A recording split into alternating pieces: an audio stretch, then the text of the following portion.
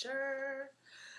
This week's Friday Feministing, fuck you, goes to the mainstream media for their inability to cover the complexity of our new Miss USA, who is Rima Fakih. Specifically, we need to call out CNN for their gem of a headline, Miss USA, Muslim trailblazer or Hezbollah spy?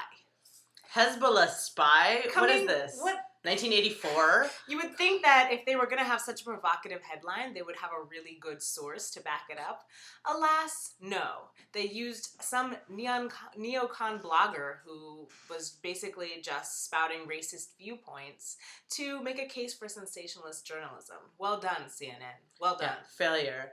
To correct it, TPM reported that not only did they get the headline from neocon blogger Debbie Schlussel, I believe, they also withdrew the piece and they deleted ultimately the entire blog post because they realized how offensive it is to suggest that someone from Dearborn, Michigan is in some way related to Hezbollah. Right. And what do you think this shows us, Lori? Well, I think it's really interesting that we have an inability to process someone from an American nationalist beauty pageant not being of a completely Caucasian variety. Exactly. So is there anything that says USA more than Miss USA? So if anything, we are being put in an awkward position to defend an extremely archaic tradition. I mean, what is Miss USA anyway? Look at our back archives. We've written about it a lot. I'm still in denial of the fact that we're sitting here devoting our Thursday evening to defending this beauty pageant tradition, but that's besides the point. Well, we're not really defending the tradition, right? It's really that Rima Fakih deserves to get fair coverage. And the fact that there is no national discourse or language to even describe her, understand her as anything outside of potentially connected to a terrorist organization shows us that we have a long way to go in terms of embracing... Wait a minute. You see her as being identified with a terrorist discourse? Because I heard she was just a stripper.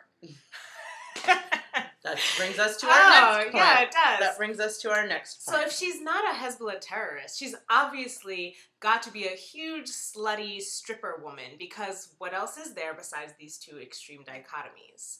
Of course, we had a stripper scandal the day after she was crowned Miss USA. This isn't anything new. We've seen it in the past. But what's interesting about this year is that the pictures that Donald Trump had released prior to the beauty pageant were actually much more risque than the actual pictures that were released as part of a scandal related to the newly crowned Miss USA. The only difference was that the first set of pictures were serving the capitalist and patriarchal system of beauty pageantness, and the second set of pictures was just related to her living her life. So we asked you readers, why is it that women are blamed personally when they could potentially gain from a situation where they release provocative pictures, yet when corporations do it, it's completely legitimate. It's considered marketing. Why is that? I feel like we should leave them with that question. I think we should leave them with that question. So this week's Friday Feministing Fuck Yeah, coming live and direct from Brooklyn, New York. Lori, Samhita, signing out.